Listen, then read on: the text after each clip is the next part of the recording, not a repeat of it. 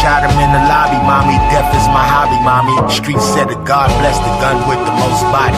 God bless sons with the most body. I seen dust heads scare everybody. I seen the devil die twice. I know where God is, where all of the graves be. Ancestors rest with me, my life, all of the testers. Who is the bestest? Ask mommy, nigga. You can ask mommy, nigga. Yeah. She made a legend, yeah. Free up the G's up, wave off a new ship. Send me a new ship, a new clip. Find me a new horse, 6+4, nigga. Diamond and Nordstrom, beauty you, damn I adore you. Like let me spoil you, I'm so royal. Spill all my oil, olive juice, olive oil. Shining through the maze, looking for you. Here comes Johnny 2, shot him in the lobby, mommy project shit. Death is the hobby.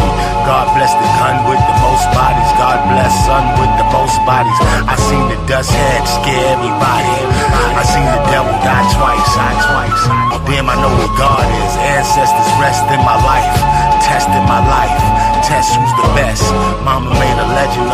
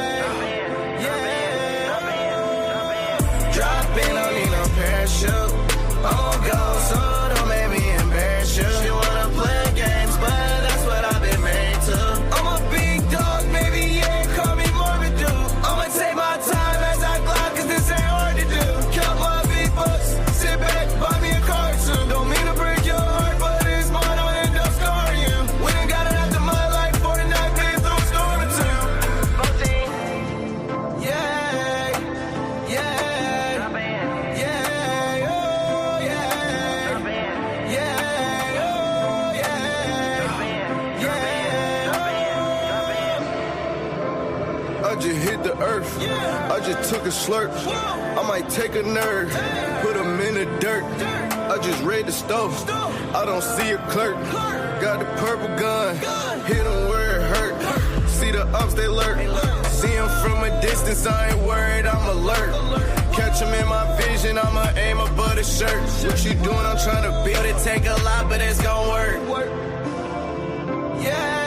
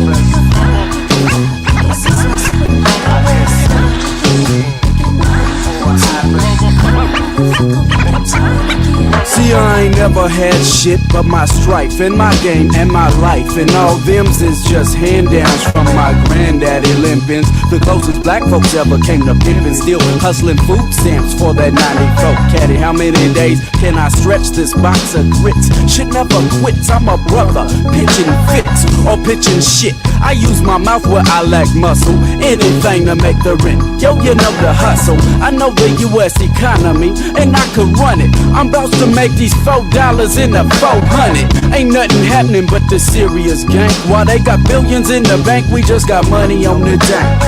And when we got fresh rims, we on top.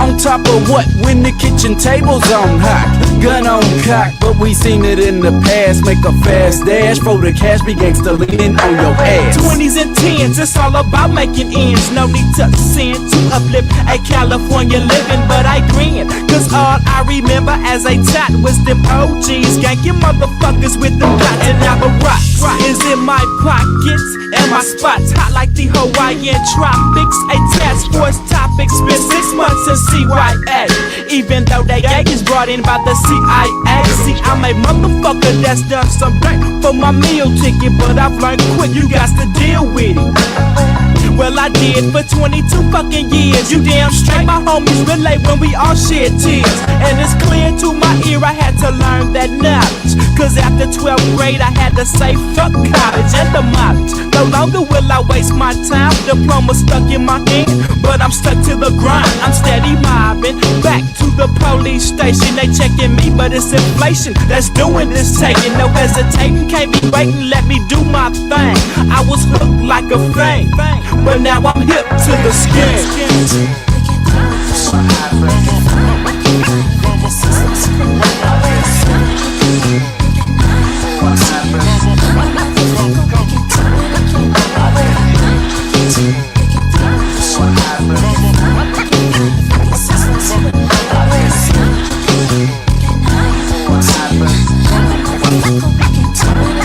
I heard recognize game when it's in your face. I'm spitting the game so close to you, you could feel the wet trace. If everybody in the hood had a PhD, you say that doctor flipped that burger, hella good for me. 200,000 brothers marching, one mind, one place to go. Ain't no revolution, they just walk into the liquor store. Her take a swigger, so it's quicker, bro. The nigga just wants to get through the rigmarole. I've been here before. A typical hoe ain't really no different, except that she would know that can't no prostitute become a pimp up in this system. It'd be more drama than a soap opera daytime spot, but ain't no twist up in the cemetery slot. Since 1954, Pop's been hustling for that dough. My girl been filling out forms for wick like she's a specialized pro. This shit is getting steep, I'm getting ill, ready to kill. The only thing I can't inherit is an overdue bill. Now it's 6 in the morning, I stride to the ride. As I glide down the street, I can't get too far cause my gas is kissing it. I'm not yet free, but you don't hear me though unless you're creeping slow past my drive-through window. Now if you're wondering about my fucked up fickle frown, it's cause I'm thinking about how the wealth don't trickle down. Listen to that vehicle pound as my homies in the back pass they nickel back around. And I'm looking at the street through the fogged up windows, knowing if I was walking I'd be smelling stench of piss and still pussy in your windows. I asked when those stores get closed down, the system that eats itself got it looking like a ghost town. No proof of purchase here, my ass is purchased proof. Analyzed how they fucked us like if I was Dr. Roo. I'm uncool with the truth, they started with nothing, robbed and ganked and killed. Ain't no po folks getting rich, less some caps is getting peeled. Except for a couple motherfuckers who gon' live the token scene lifestyles of the rich and famous, front page of the magazine. But that's a known trick, tell them suck they own dick. I'm hip to the scheme, I'm fist to bring up the whole clique.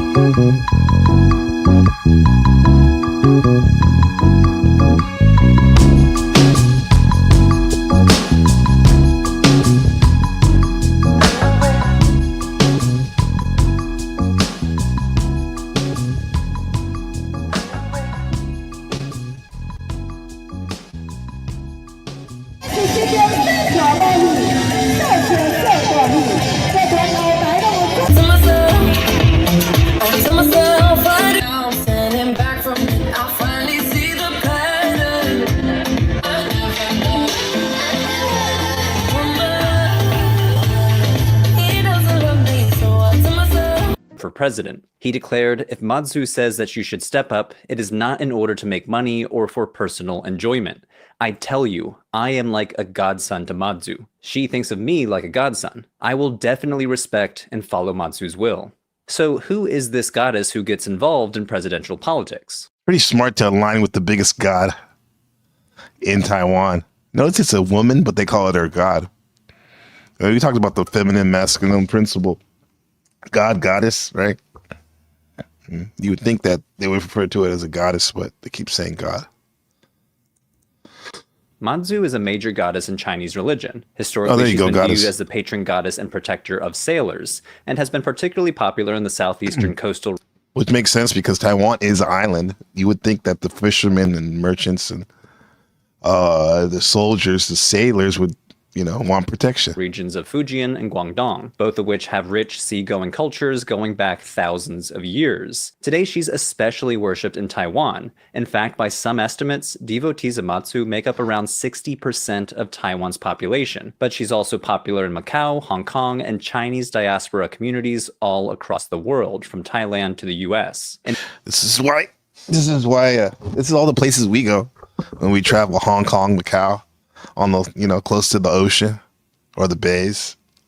In fact, the oldest Chinese temple in the US is a Mazu temple. Her name Mazu, sometimes spelled in English with a Z or with a TS, literally means mother ancestress. But the scholar of East Asian religion, Jonathan Lee, even says we can translate her name as Granny, because she's viewed as a spiritual grandmother who protects and heals her followers. But a grandmother, huh?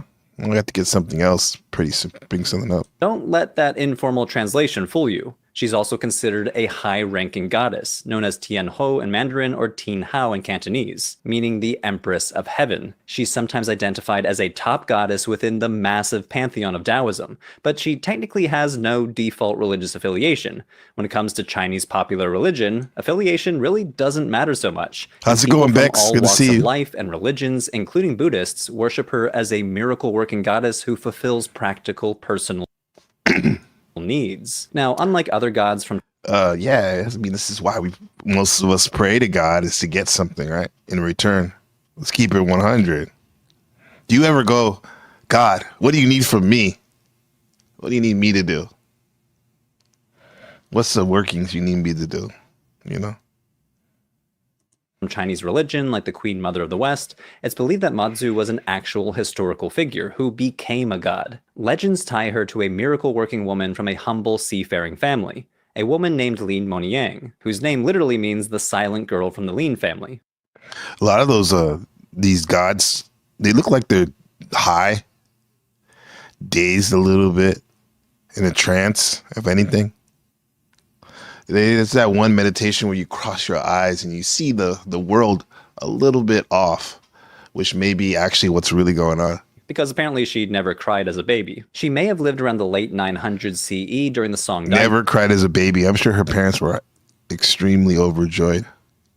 Maybe even worried, because that's not normal. And is said to hail from Mazu Island, located off the coast of Fujian province in the Taiwan Strait. Mazu Island has historically been a major pilgrimage destination for followers of Mazu, where you can visit the temple commemorating her birth and the gigantic statue of the goddess. Carved in 1988, the statue has become an archetype for how to portray her. According to looks like a lot of like Statue of Liberty out there overlooking in the water. Protecting, guiding. A lighthouse, mind you. One version of her most famous legend, Lin Moniang's 4 brothers were out sailing one day but ran into a storm and faced certain death. Back home, she then fell in. It's like the Palestinian flag. The black and the red and the green. Into a trance, and her spirit traveled out of her body to save them. Unfortunately, her mother found her in a trance and awakened her too soon, and so she dropped her 4th brother into the sea. The 3 surviving brothers corroborated her story as soon as they returned home. Not long after her death, many others. What does that tell you? When someone's in a trance, trying to do the big work, don't bother them. Let them finish what they're doing. She lost her brother, but gained an ally on the other side. Sailors claim to have had visions of her protecting them at sea, and so the cult of Mazu emerged among seafarers in southeastern China. And yes, I did say not long after her death. One curious aspect of worshipping a goddess with a human past is that you can visit her alleged tomb today. It's on Nangan Island, aka Mazu Island, a small island governed by Taiwan in the East China Sea. Now, there are a lot of legends describing how she... Different types of Matsus in the background, you see? This is like a light reddish, brownish Matsu. And you got the black one we see everywhere in Tainan over here. Remember I showed a picture of myself years ago in one of the inner temples, one of the oldest Lakshu temple in Taiwan. And people lost their mind. They kept messaging me. They're like, wow, they worship a black goddess. There is a story that they say that the reason why a lot of the Matsus are black is because they burn the incense constantly in the temple. But when I look at it, when I actually looked up a fact, when they make some of these, they're already black as it is. So what's the reason? What's the real reason it's black? Some say it's because she's able to absorb evil and protect people from it. And want to know. Some people think it's maybe because originally there were original people there, black people there, quote unquote black people there. She died in... before the Aboriginals and way before the Han Chinese. Some say that she simply ascended to heaven, but one legend says that she died at sea and her body washed up on this island. Pilgrims travel here during an annual festival celebrating her ascension. Although Mazu started out as a local hometown hero, from the late 11th century onward, she moved beyond her role as a purely localized folk deity. There's the one. That's the one we see in Tainan all the time, the black-faced Matsu. Comment from Zephyr. To like the Sandia Mountain in Albuquerque at sunset, which was an hour ago. Okay. Epic.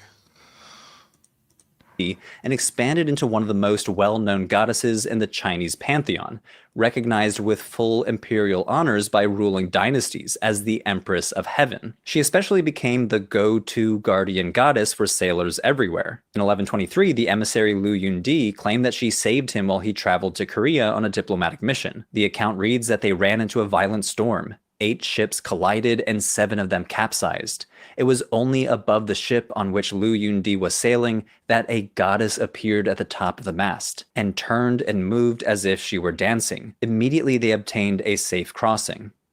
This could be why, like I showed you earlier in the video where they were dancing. They had these dancing goddesses. I mean, people may call it a stripper or whatever, but it's the... Let me see. Let me show you. Be Matsu. Let's see. Let me know, is this Matsu? Is in my pockets and my spots hot like the Hawaiian tropics. That's at the festival. You see Matsu right there on the banner. Right there in the back, right there. That's Matsu. These women are dancing in devotion to Matsu. Yeah, and there's a bunch of bros in the front taking pictures for sure. Who wouldn't want to do that? But yeah, this is Matsu, the dancing goddess. You see that theme and talk about comparative religions. You see it come up so many places. So many places. Shiva and Kali dancing, having a dancing contest. Kali dancing so much, causing earthquakes around the earth. Even in Taiwan, for some of the top tier gangsters and also some community members, they have these women dancing on poles and stuff during the funeral procession.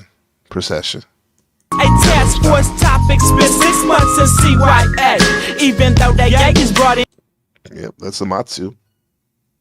Definitely, I think, a resonator.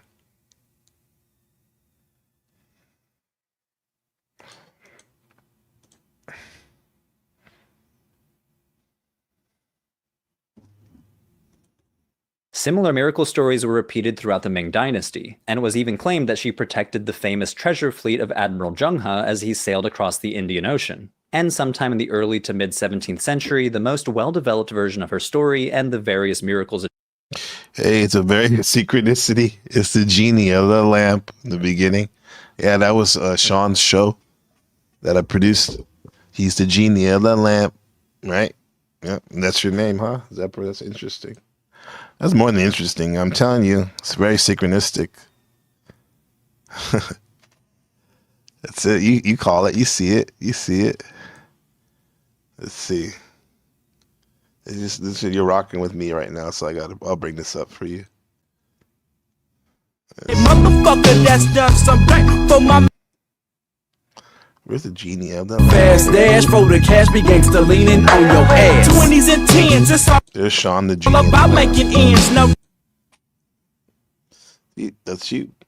He's the genie of the lamp.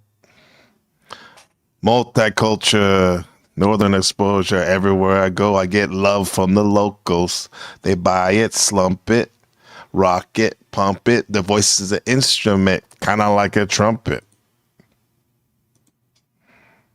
to sin to uplift a California living, but I grin, cause all I remember as a tot was them OGs ganking motherfuckers with the dots. And now the rock is in my pockets and my spots hot like the Hawaiian tropics. A task force topic, spent 6 months in CYA, even though that gang is brought in by the CIA. See, I'm a motherfucker that's done some dirt. Shout out to Dimitri for making this. My meal ticket, but I've learned quick.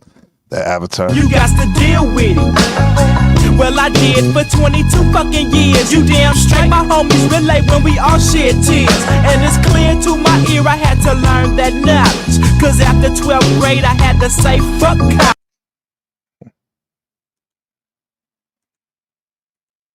Attributed to her were compiled into a book called The Record of the Sagely Manifestation of the Celestial Consort. So what does Mazu devotion look like today? Her iconography is fairly consistent. It's the Motion Array Epic Holiday Sale. Get 10% off the everything plan. Templates, music, 10% footage. off from our In sponsor. paintings, she's often depicted in vibrant red robes, while statues tend to portray her in maximum empress mode, decked out in imperial regalia. And while her worship dates as far back as the late 11th century, most artistic representations of her are from the 1700s or later, which more or less reflects the fact that it was by then that her popularity had exploded well beyond her home province. And since Mazu is all about compassion and protection, it's no surprise that she resembles both the Bodhisattva Guanyin and the Queen Mother of the West. It's like a hybrid. All three of these beings fulfill similar purposes for people Mazu, Guanyin, the goddess of compassion, and the Queen Mother of the West. seeking just a little bit of divine intervention, especially for women seeking protection in childbirth. Guanyin and Mazu in Be very dangerous, childbirth.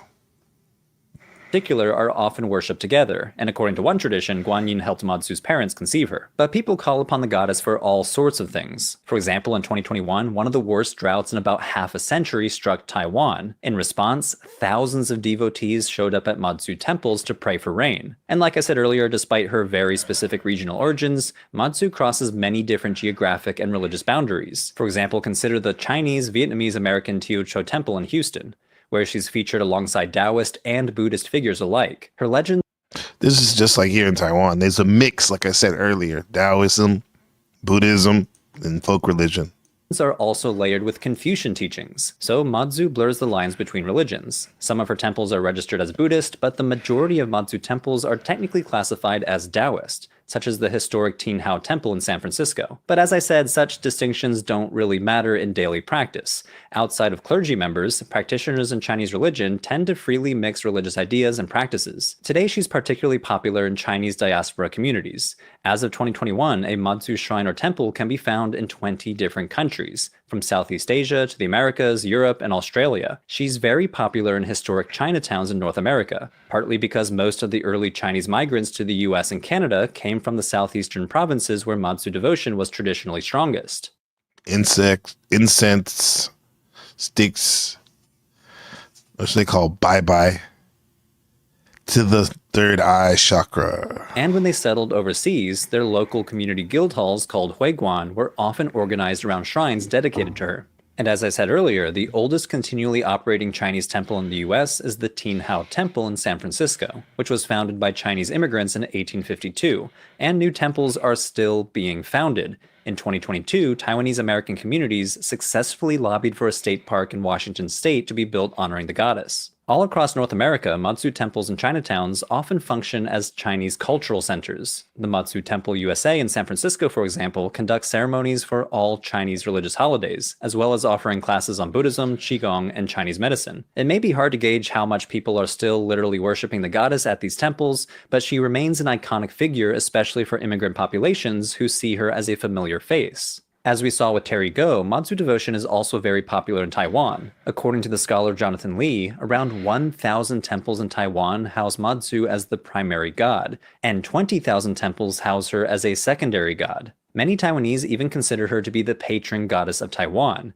She's believed to protect the island's people from storms, pirates, and even falling bombs. According to one legend, she was seen in the sky catching bombs during World War II, saving Taiwanese civilians from American bombing runs on the Japanese colony there, when the island was...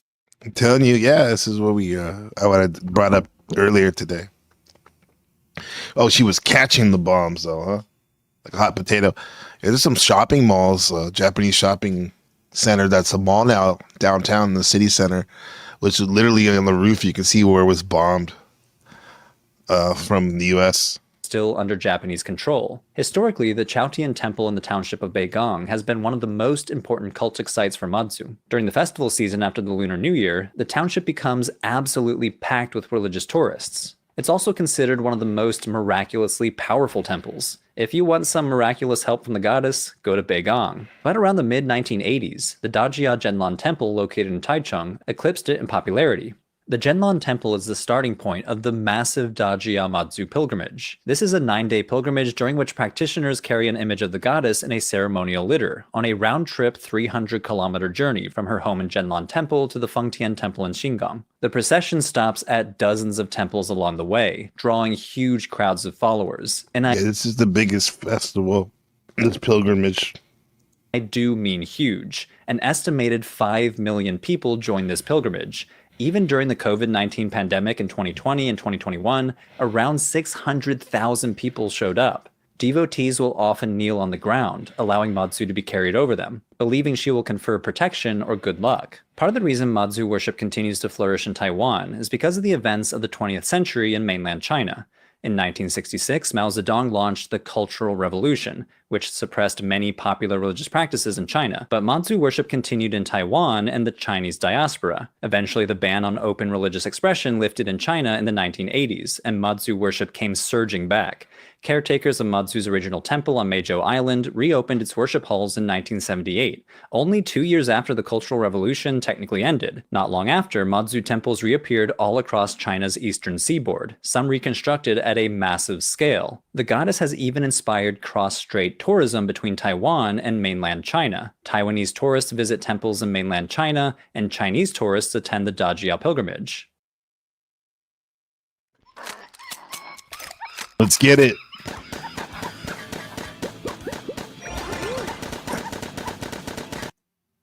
First, Though, as the BBC second has reported, sponsor these of cross-strait is a video exchanges game. put Taiwanese worshippers in the middle of a political struggle. Even though Taiwan is self-ruled, the Chinese Communist Party has attempted to exploit these shared religious roots in an effort to impose its own rule over Taiwan. It's a form of exerting soft power. Wen Xianghan, an expert in Taiwanese religion, says, on a basic level, China is using Mazu's maternal figure to attract the Taiwanese. You identify with your mother, you identify with Mazu. You identify with Mazu, you'll then identify with China. In other words, the Chinese government is leveraging Mazu's revered status in Taiwan to sway political opinion in favor of China. We especially saw this in how the Chinese Communist Party sponsored more Mazu exchanges between Taiwan and China in late 2023, leading up to the Big brother and big sister. January 2024 presidential elections. So Mazu finds herself entangled in politics, a very familiar position for gods and goddesses throughout history. If you want to learn more about China, I highly recommend you check out the video series China Actually, made by the creator Polymatter. The series examines Chinese culture, economics, and politics, describing how they actually are independent creators to do what they do best, make really... Yeah, that's enough of that. Yeah. It's funny using the goddess for political purposes. Right? People already do that with whatchamacallit, with the God in Jesus. Yeah, thanks. Much love. Summoning the audience. They lurk at you. And, yeah, make yourself know. Say what's up to the chat. At least come say hi to me. The link's in the description. Did I pin it? Let me see. Well, it's about to be pinned right now. There we go.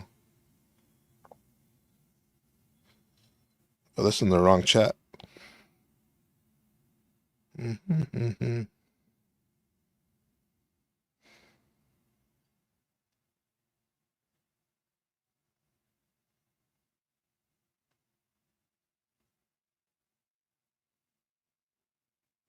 She said, I'm back. He summoned you?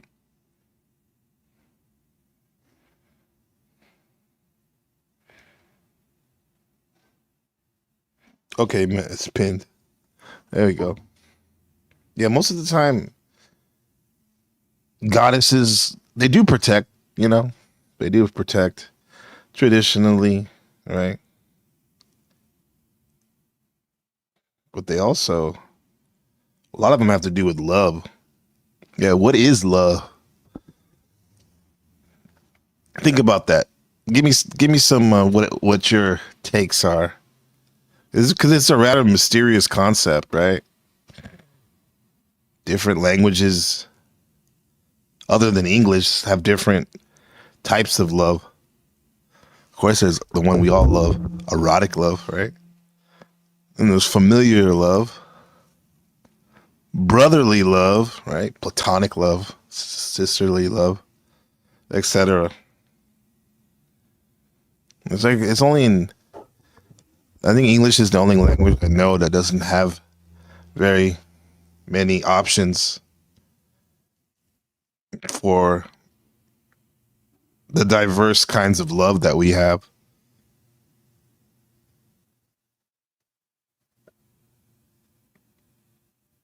It's actually kind of cool, though. I mean, some people think it's a bad thing, but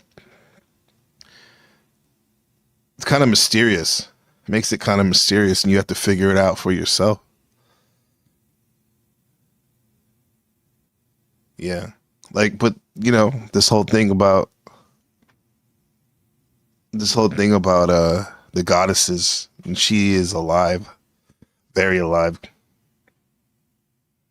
A lot of the ancient cultures personified love as a goddess. We know about Sumer. They call her Iana, the goddess. What do the Greeks call her? Aphrodite. Romans called her Venus. And there were male equivalents that embodied romantic love. But for the most part, let's concentrate for a second on the goddess form of love. Think about what some of those ancient societies made that happen with, and how it made those goddesses relate to what's really going on in their own lives. We have Guanlian. We talked about her a little while ago, how Matsu's definitely related to her. The goddess of unconditional love, right? Unconditional love. Oh shit! Is that Gemini in your picture right there? Yeah, that's erotic love right there. Definitely. Yeah.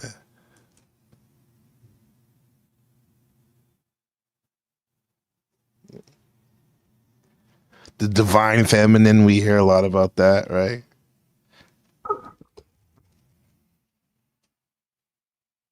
Shakti. Her idea was a universal cosmic force that's responsible for an active creation that's going on. You can say it's like the manifestation of the Godhead, so to speak.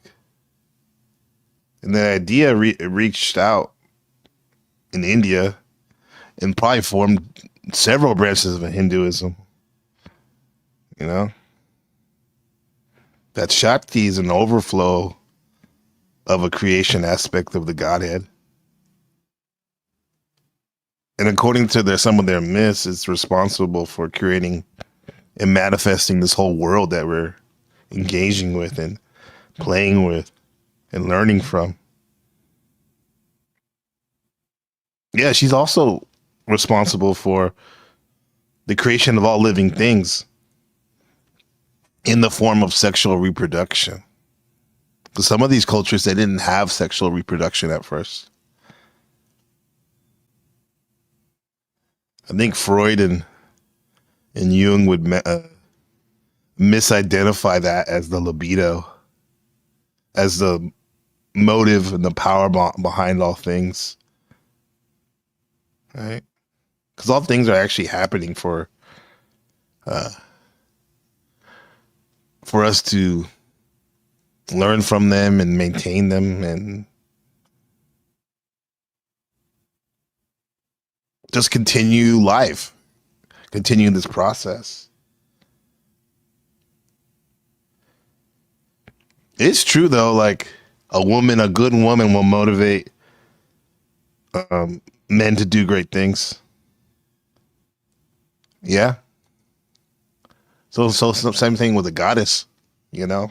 Throughout history, they have motivated men to do great things and whatnot. Right. But they also women have motivated men to do bad things, like wage war and seek power for themselves. I've seen it living in the Bay Area. Most of the murders and violence, or a large portion of them anyway, were over, relationships. You took my woman, like he even said my woman, right? Like it was his to begin with. And it just starts a chain reaction of a whole bunch of violence and bloodshed. And sometimes a woman is pushing that narrative. Don't get me wrong, the man is the one doing it. I'm not blaming. But I'm just relaying what's the situations I've seen.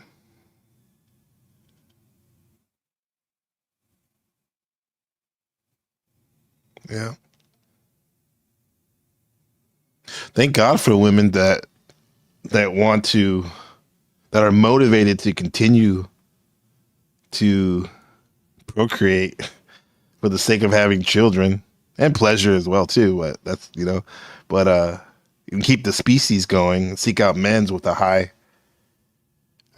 amount of Shakti power so they can transform and mutate that themselves in this physical realm. It's interesting because it's like a double-edged sword. The ancient cultures, a lot of them feared that sexual motivation of doing something. However, they also respected it. So they ended up personifying her as a goddess, the energy. And she was both a seductive baddie and a terrifying warrior at the same time, a gangster boo, Kind of like Iana and Ishtar is the lady of the greatest heart and also the queen of heaven, goddess of love, but also of war. Aphrodite was also respected as a love goddess by the Athenians, but she also was a goddess of war by the Spartans. You can see her like that in the Fortnite. Shout out to Trippie Redd in the intro song. Drop in. Yeah, and Shakti can manifest as almost a benevolent and gentle, demure goddess woman. Or she can be like Pravita, like fierce and terrifying, riding a lion and wielding an array of weapons like that. What's it called? The druga. That shit will tear you up. And she's riding that lion. This is very similar to the lust card in the tarot deck. The whore of Babylon, as they say. Riding that lust Leo. But the thing that connects all these goddesses are different aspects of love. Love is definitely the motivation, the driving force for various seemingly unconnected, diverse actions. You see it. We always bring it back to the panel verse and whatnot, what we're doing here. And people also want to be. I was having a good conversation with Leopard Print, amazing conversation. And like people just want to be seen. Like a lot of us, right? Acknowledged, loved. That's love. Just being acknowledged. It doesn't have to be all fancy, romanticized. But like true love is being acknowledged for who you are. What you're doing, that we're on the same, sharing the same earth.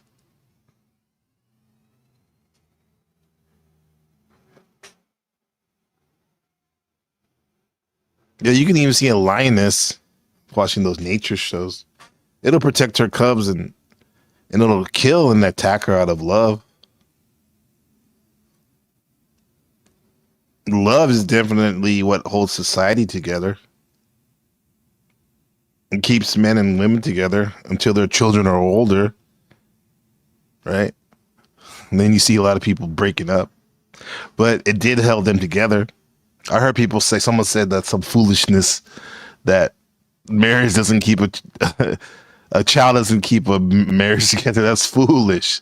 Now, is it a good marriage? Or that remains to be seen. But it definitely keeps a marriage together for the sake of that child, so they can get the masculine, feminine principle manifested for them in the physical right there, which is very important. And love motivates us parents to look after our children and to look after other people's children too, you know, that are in their friend circle, for example. Love also motivates children to look after their parents. That's a sweet thing. Like when your son's like, Dad, watch out. There's something right there in your way right there, you know, or just, are you okay, Dad? You look tired. Yeah. Love is definitely the glue that holds society together. Because without love, we have nothing. We have no relationships, no feeling, no human interaction, just isolation, fear and hatred of the other. And we can have this. Usually men don't really talk about love, or if they do, it's kind of weird. It feels awkward, maybe, for the man talking, or some of the people listening, or the men listening.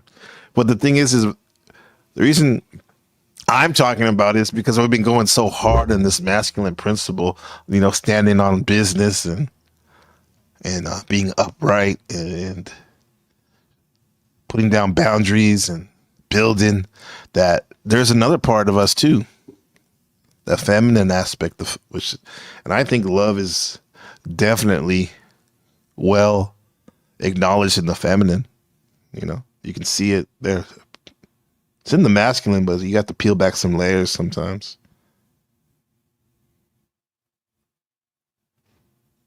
In love, we build. We build on these ideas and these live streams.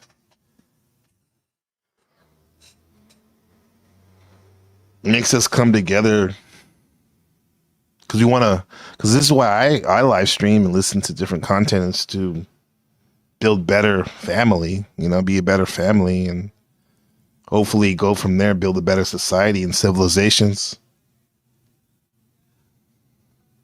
It's fun to roast people and stuff, but what we really want to do, when it comes down to it, is protect the people who are weak and innocent. And then when the real roasting comes in, is to punish the people that are wicked, right? That's love, because you're protecting somebody. Look at the goddess Mazu. She was catching bombs for the people of Taiwan. That's an anecdotal story, right?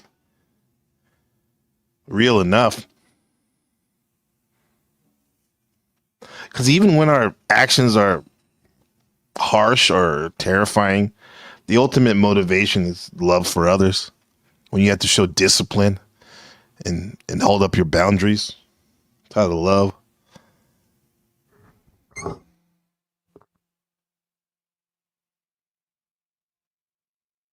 Yeah, since our society keeps breaking down and things are moving faster and faster, it does seem like love is declining on that. For others, it's declining on many levels, on every level almost. Maybe it was when the materialism that the Iron Age brought.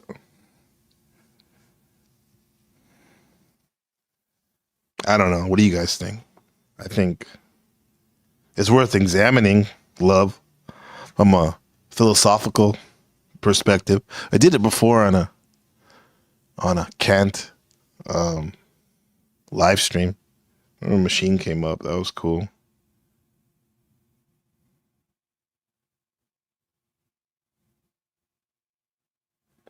Yeah. Well, I'm trying to think. You're talking about Sekhmet? Yeah.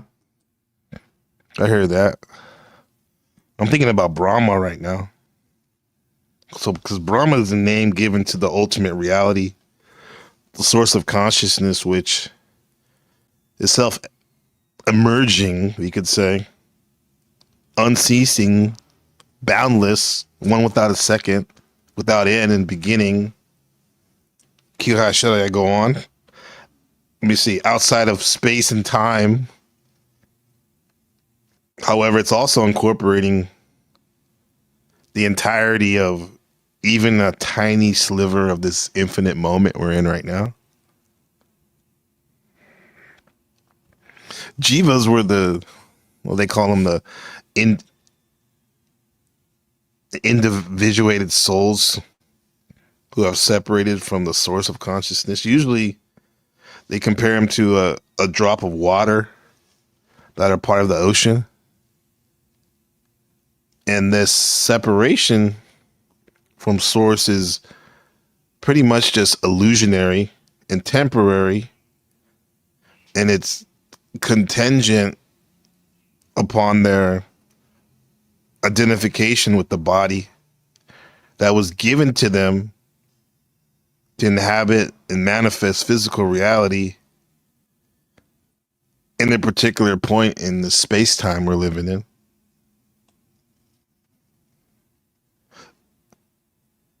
Because a jiva is merely a spark that resides in the heart. I think it's the spark of consciousness, actually, that animates the body, which would otherwise be dead matter. Some people say the spirit, but we're trying to get into the nuance, the minutia of this, because the jiva is separate from the body, but it's also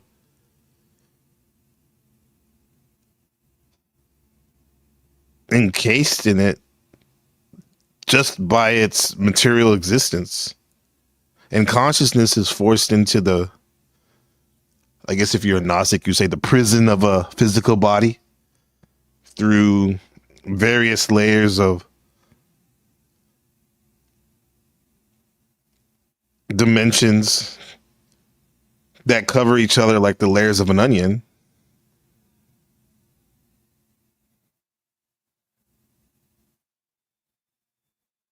And the physical body is probably like the roughest layer of the packaging.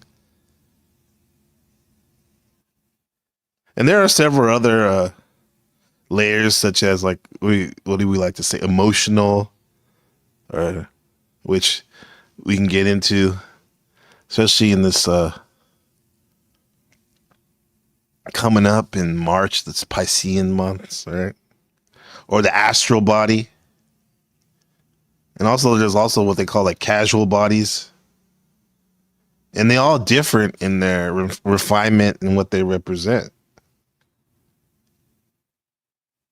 But the commonality is all these bodies are, their task is to tie that spark, that God spark, the Jiva, to this physical reality and create the illusion of separatism. I just like that word, just made it up, separatism. You know what I mean? I think through this illusionary separation, an ego is created, which is literally probably like a larger function of the physical brain. It thinks itself separate and special. And under ordinary condition, it has no access to the source consciousness. Therefore, it's fearful, even fickle, and constantly on the lookout for threats. It's maintaining the illusion of being a separate consciousness through constant inner dialogue and brain chatter. I call it your language machine that's constantly running your narrative, this thing that you think you are, this continual story. Everyone wants to talk about narrative. We've been talking about that since 2010 in Sweta, narrative theory. Your life is a narrative. And I think that ego uses the emotional body to relate to and connect with others, though it's like it's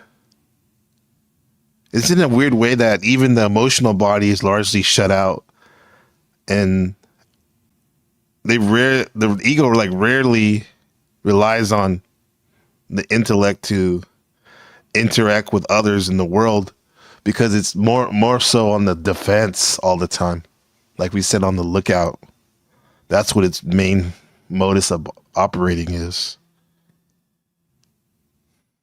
I really think that inner spark, the Jiva, doesn't relate to others through the physical body or any other layers. That inner spark of consciousness, when people say I'm God, that's what they're referring to. I think it literally it realizes, that spark realizes its fundamental unity with all of the other bodies and all the other folks that we interact with. They're seemingly separate out there with their inner consciousness, but that's the connection route, bro and sis. It's that the Jiva, as they say in the Hinduism, which is your inner spark of your monad, the God consciousness, right? You know, no disrespect to the Most High, but he gave it to us. And I think, therefore, this is why it's a basic mode of operation to seek unity and connection with others, so that in this union, like the two Jivas or God consciousnesses can realize their essential unity. You know, you have a part of me, I have a part of you. Literally, that's what we're saying. Think about that. We're not talking about like when I say, I am another you, namaste, right? That's cool, but it's not the ego part of you, this you know, the tip of your conscience. It's literally that inner part of you that you can't even put a finger on, because there's no you that has a finger. Like, what's really going on, right? We want to get trippy. We can talk about that. But what we're realizing when I say I'm another you is the fact that we're looking at God consciousness, that monad, that Jiva inside of all of us. Like right here, shout out to the most high, I say. Shadow Buddha, shout out to the brother NPC. Good to have you, brother. Locksmith Jeremy in the house. NPC, I'm listening, fam, but I got to handle a few. Aaron, keep rocking, fam. Absolutely. We got you. You know, we got you. The 10 o'clock hour. You know? The God consciousness. There's levels to this, right? There's definitely a most high, just like every family has a father and a mother and a child. So is to be said in the metaphysical reality of the world. So that union that we realize in each other, that's what love is. It's the longing, even the longing for unity. Because you can be in this whole internet community, this YouTube, and know a lot of people, but you can feel lonely. You can feel more lonely knowing people and not feeling included in their little cliques and whatnot than you can if you never even knew anybody and you were by yourself almost. It's like you're there, but you're almost there, but you're not there. Rather than that you would never know what there means, you know? So everyone's pretty much longing for love. A lot of people. Longing for unity, connection, to be acknowledged. Whether it's in sexual love. Some of you feel like you're hard up. You haven't had any physical love in a long time. Familial love. You're estranged from your family. Shout out to my brother, Jordan Bryan. I haven't seen him in years. But I met a new brother, you know, Chesto. He has the same birthday as my brother, December 11th. Shout out to Resto, wherever you are. And I think that's a cool relationship to cultivate because I can learn stuff about my brother through, you know, building with Resto.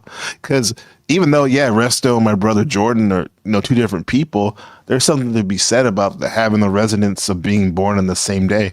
There's some of the same crossovers of maybe personality or mannerisms or way of doing things on default, you know?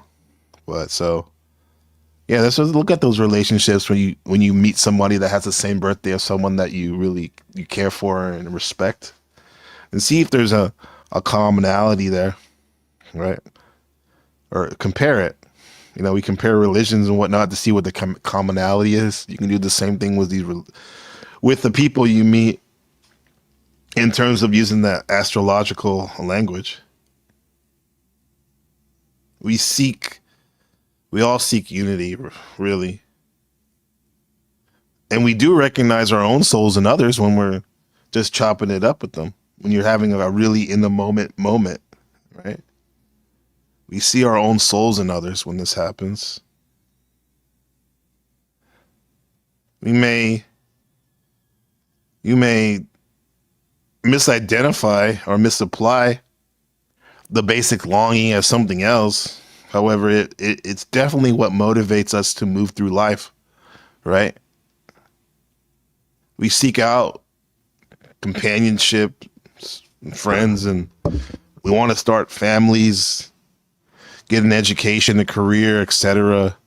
And all of this is in the service of a longing for unity and love. We just want to be accepted. We want to be accepted by others and connect with them. We want their love, right? Give me their love. Give me the love. Curtis Mayfield. Yeah.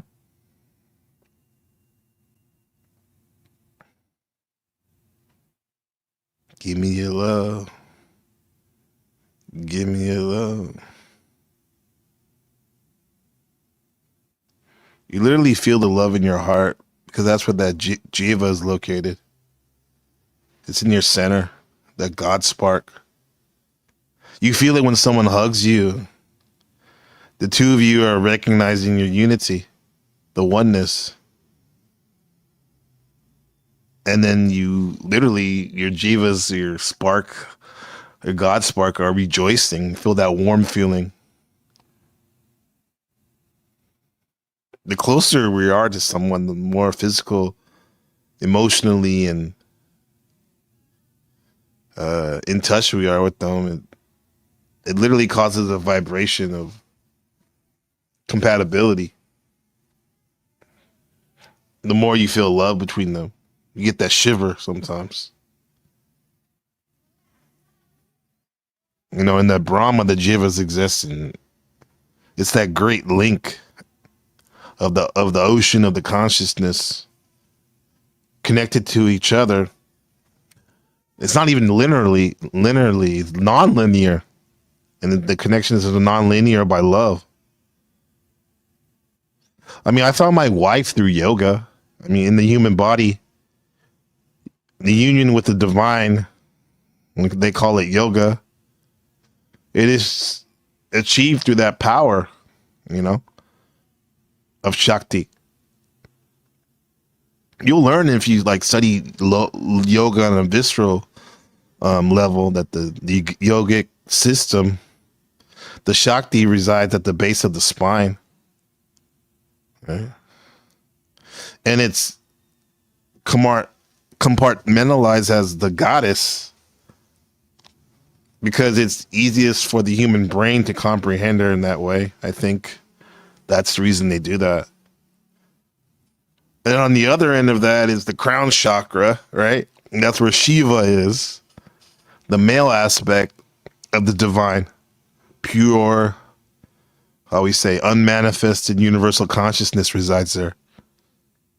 Shiva and Shakti, they long for each other and to be reacquainted with their love. And it's literally only through their union can their love be fulfilled. They'll have to come together. And there's steps to it. That's the only way their longing for each other can be satiated, right? And when they meet in the crown, as Shakti rises upward from the chakra to chakra, and I can see some people don't believe in chakra. They may not even have chakras. It can just be one continuous flow with no chakras. But for the point of this metaphor, just ride with me. And like as that energy's going up from the spine to the head, top of the head, the crown, it literally is performing a dance, like it looks like the DNA, right? Spinning around like a bridal dance. Like those women, those Mazu strippers, dancers were performing on the stage, what I showed earlier.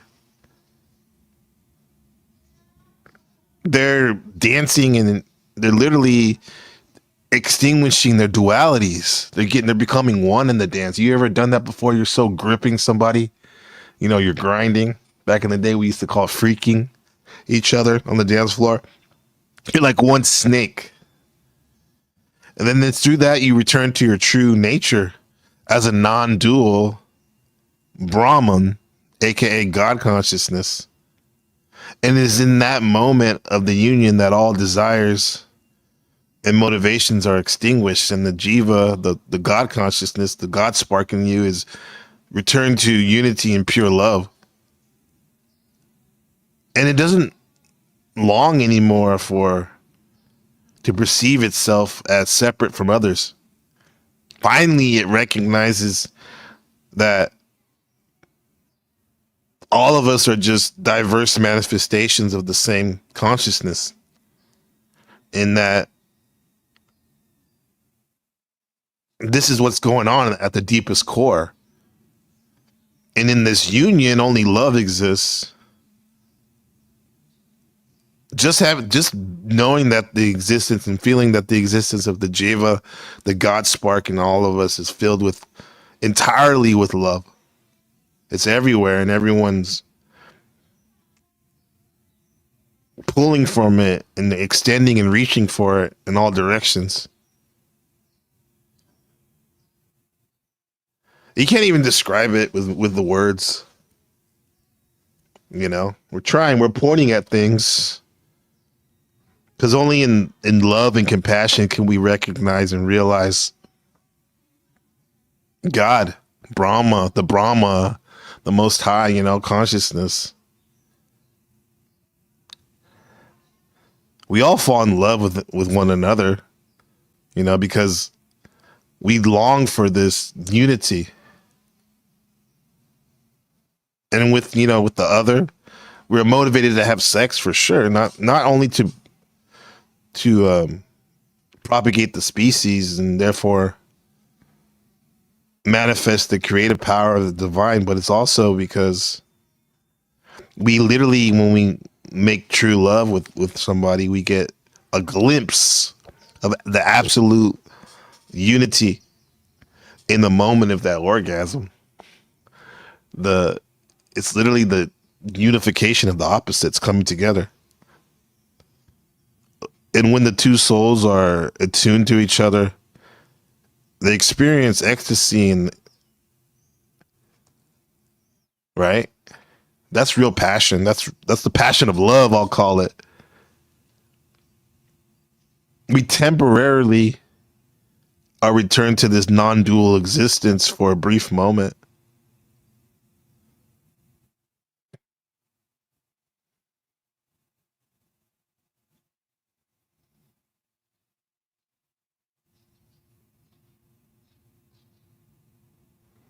I don't know, man.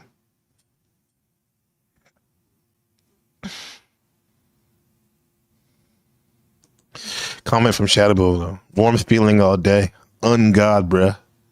Yeah.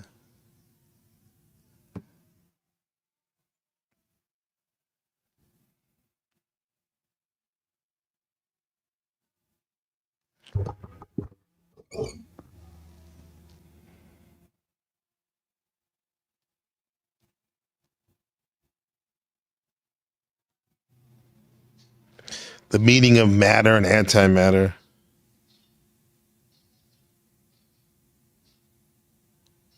This is why the meaning of antimatter is, and the matter and antimatter is the nuclear equation, the atomic equation, smashing them together, the God particle, as they call it. It literally destroys each other to create one of the most powerful energies there ever was. This is why destruction is just as much a part of this dance between the divine masculine and feminine. That's why it's a part of creation. War is the destructive side of love. They're two sides of the same coin.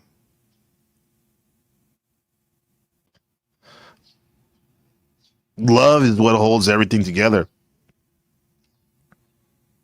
It's the very attraction between separate things that ensures our universe doesn't just drift apart and die in thermodeath, if you think about it. Yeah. If you're a singularist and believe in the quickening and in the end of the world,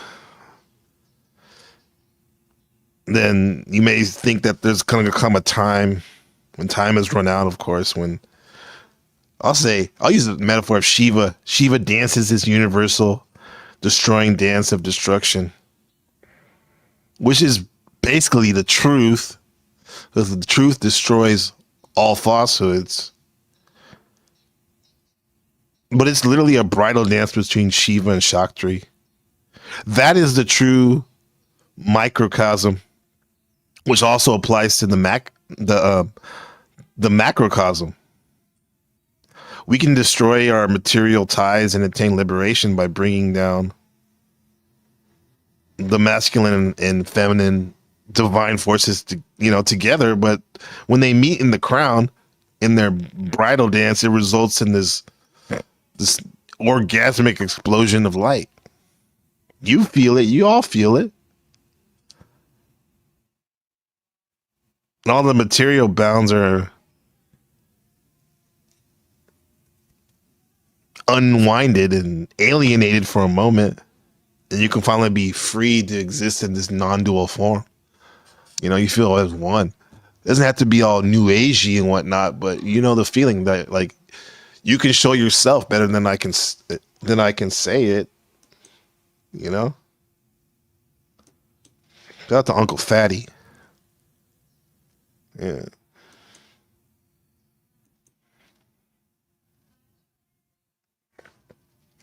The unification of opposites is the polarization of what almost every mystical tradition in the world teaches, or is pointing at least.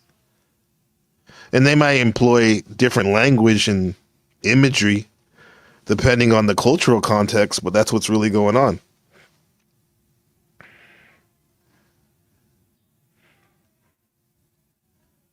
Ultimately, the mystical non-dual traditions have popped up all over the world. And if you're looking in the right spots, they provide a route to liberation for centuries, over thousands of years, I have to say. This is why I had the broadcast before, and I really think that I hit the bottom of the rabbit hole when I found non-duality. But now I'm thinking maybe I hit a ledge and there's more of a down the rabbit hole, but it's deep enough, right? What's up, Look Within? Good to see you, bro. It's all good. Good to see you. You showed up when you're supposed to.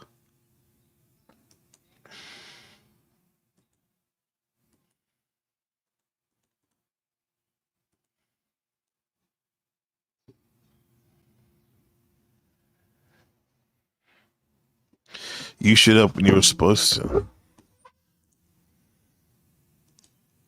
Yeah, what is love? I feel like, what is love? Baby, don't hurt me. Don't more.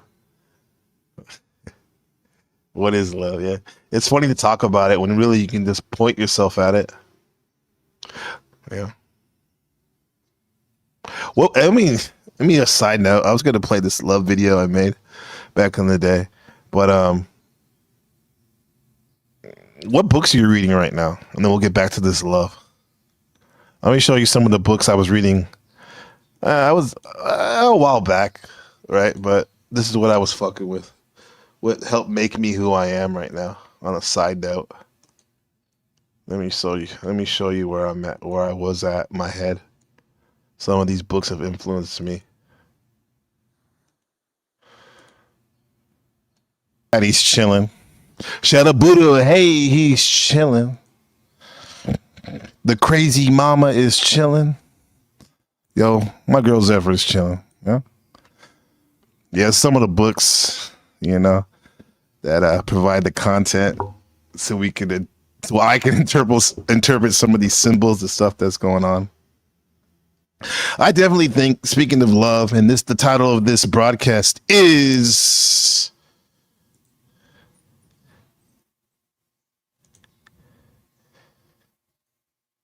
She is Very Alive, God. Yeah. She is very alive. God as a woman, huh? What do y'all think about that? Yeah.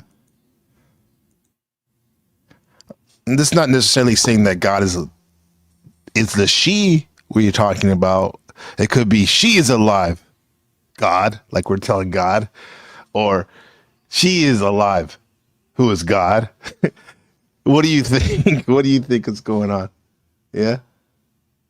You thought I was going to play I need an around the way, girl, around the way. That's my Saturday morning song. Well, I love that. Saturday mornings are a heavenly place for me growing up. Zero becomes from the one. Absolutely. Yeah. I've been chilling since 92, dog. I heard that shit.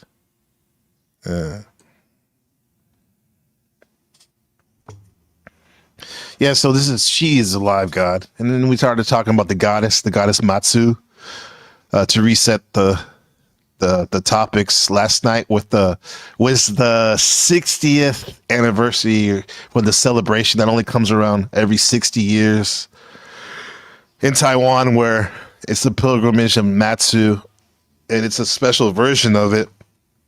And my whole neighborhood was infused with this Mazu goddess energy. And I played it in the outro. I'll play it in the outro, but also I played it in the intro, and we saw everything from all the goodies that the goddess would love to eat, the fruits, the meats, a lot of pork, a lot of lamb were sacrificed, hundreds of them, carcasses on the street. Strippers, aka temple vestal virgins, were dancing on stripper poles here in honor of the goddess Matsu. Yeah, because she literally dances to protect the people. And we saw this with Kali and Shakti, and even in the male god, Shiva, right? And it's easiest for me anyway, and I'm sure some of you, to personify love through a goddess, This is and I asked the question, what is love, earlier? And it's simple, right? Because love is simply the recognition that you're essentially the same as someone or something else.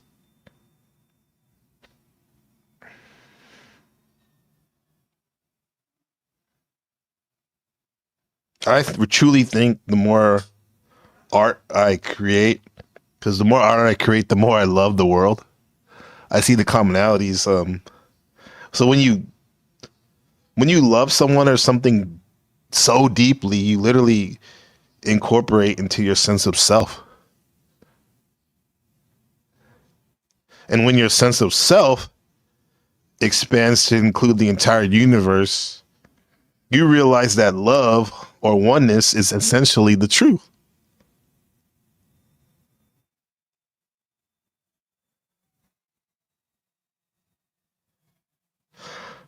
Baby, don't hurt me no more. Love is a lack of separation between the I and the other. Salute. Been chilling.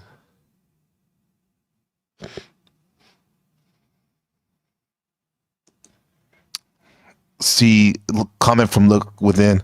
Look, so the woman comes before the man. That sounds like that could have happened. But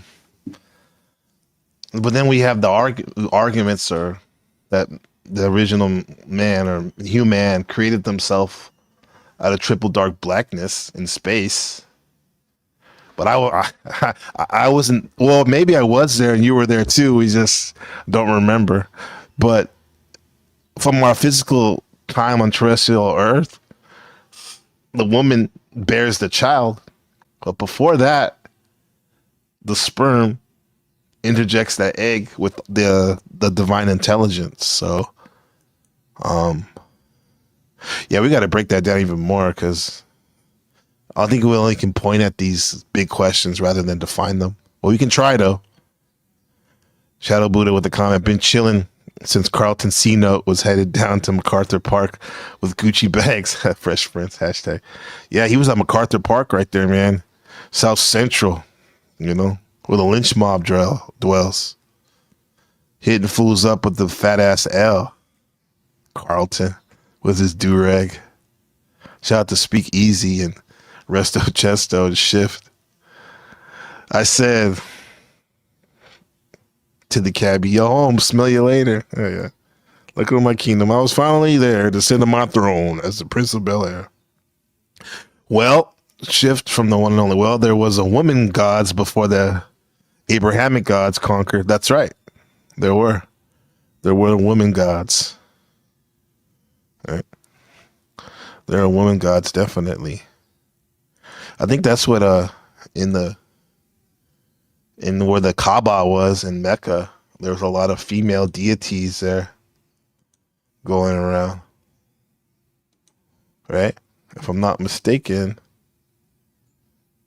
What was it? Yesterday I was watching this Assyrian people dance. I was like, and you look at their faces, they do kind of look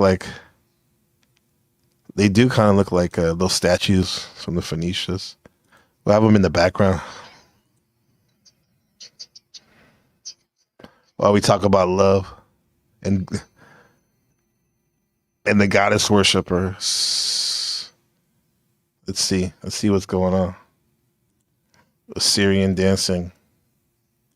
It's a thing now, huh?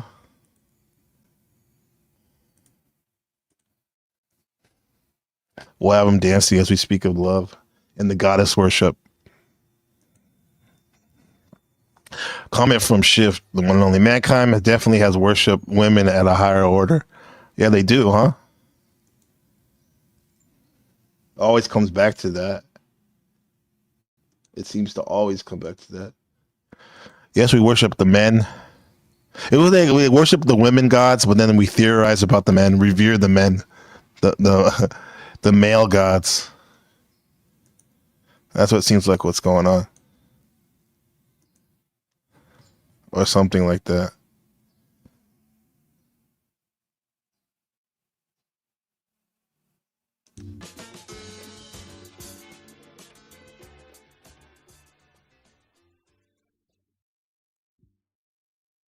Yo, shout out to the Assyrian dancers.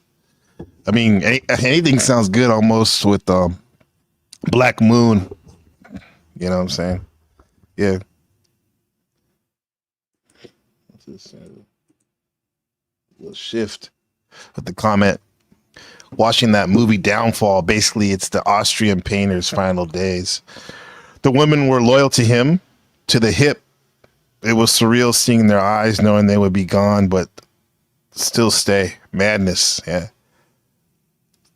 That urge to merge, the reunification of the opposites in their eyes.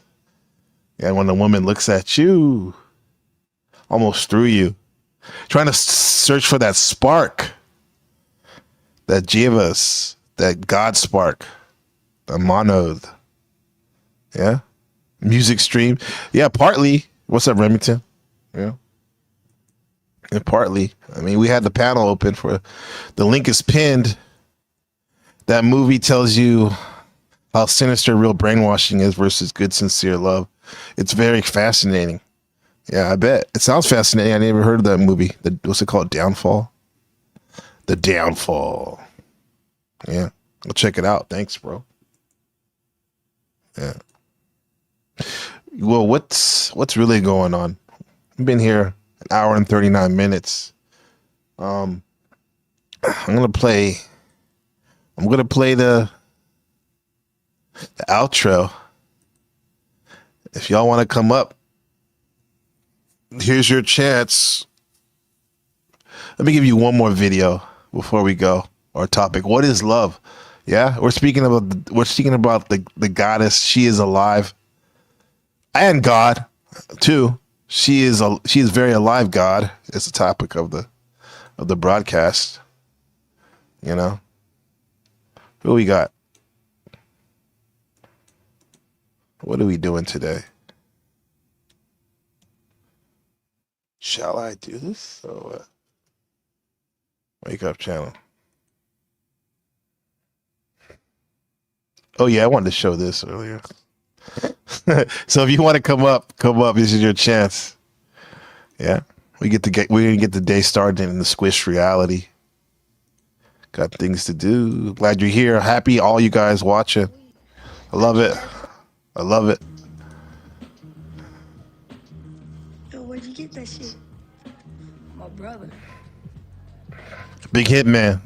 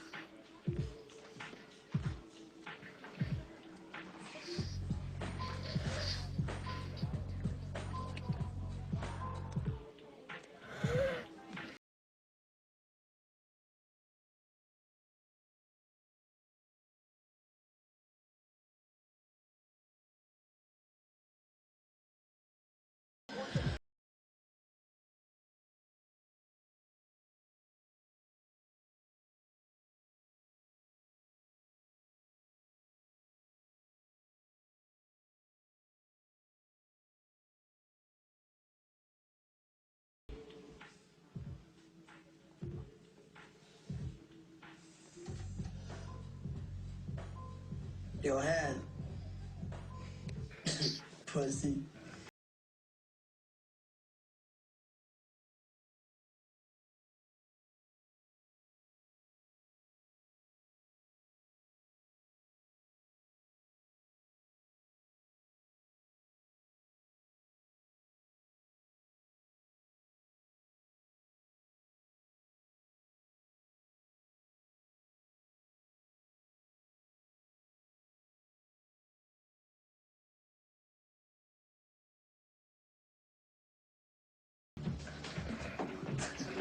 What's up, Jeff?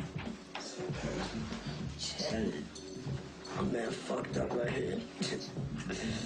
Oh shit.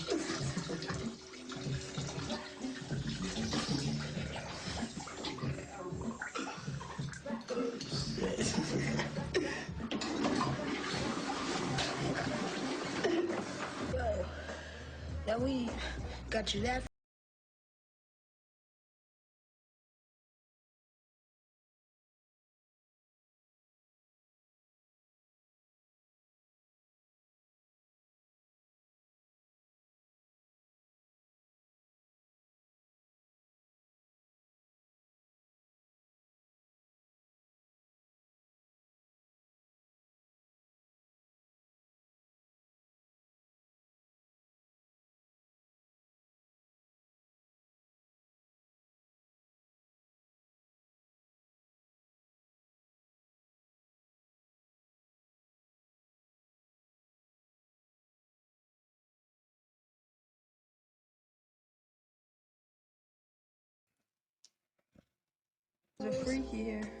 If you could live anywhere in the universe, where would it be and why?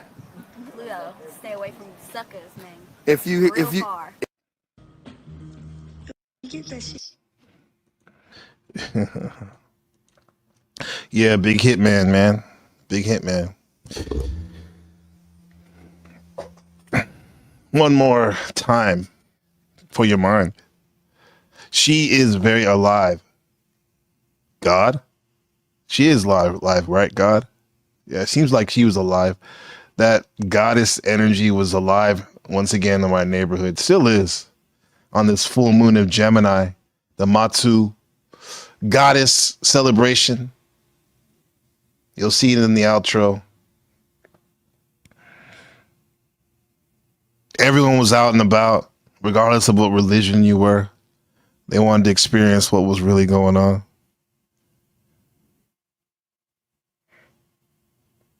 What connected them all, probably everyone out there, was the love, right? And how the love is personified in the goddess in terms of worship, right? This union of the opposites coming together. Shout out to Look Within, because he reminds us by looking within into the heart and finding an infinite well of compassion and love for people, you can truly find that divine nature in yourself. The road just wants to get through the rigmarole. I've been here before. A typical hoe ain't really no different, except that she would know that can't no prostitute become a pimp up in this system. It'd be more drama than a soap opera daytime spot, but ain't no twist up in this cemetery slot. Since 1954, Pop's been hustling for that dough. My girl been filling out forms for Wick like she's a specialized pro. This shit is getting steep, I'm getting ill, ready to kill. The only thing I can't inherit is an overdue bill. Now it's 6 in the morning, I stride to the ride. As I glide down the street, I can't get too far cause my gas is kissing it. I'm not yet free, but you don't hear me though unless you're creeping slow past my drive-through window. Now if you're wondering about my fucked up fickle frown, it's cause I'm thinking about how the wealth don't trickle down. Listen to that vehicle pound as my homies in the back pass they nickel back around, and I'm looking at the street through the fogged up windows, knowing if I was walking I'd be smelling stench of piss and still pussy in your windows. I ask when those stores get closed down, the system that eats itself got it looking like a ghost town. No proof of purchase, here my ass is purchase proof. Analyzed how they fucked us like if I was Dr. Rue. I'm uncouth with the truth, they started with nothing, robbed and ganked and killed. Ain't no po folks getting rich, less some caps is getting built. Except for a couple motherfuckers who gon' live the token scene lifestyles of the rich and famous, front page of the magazine. But that's a known trick, tell them suck they own dick. I'm hip to this game, I'm fist to bring up the whole clique.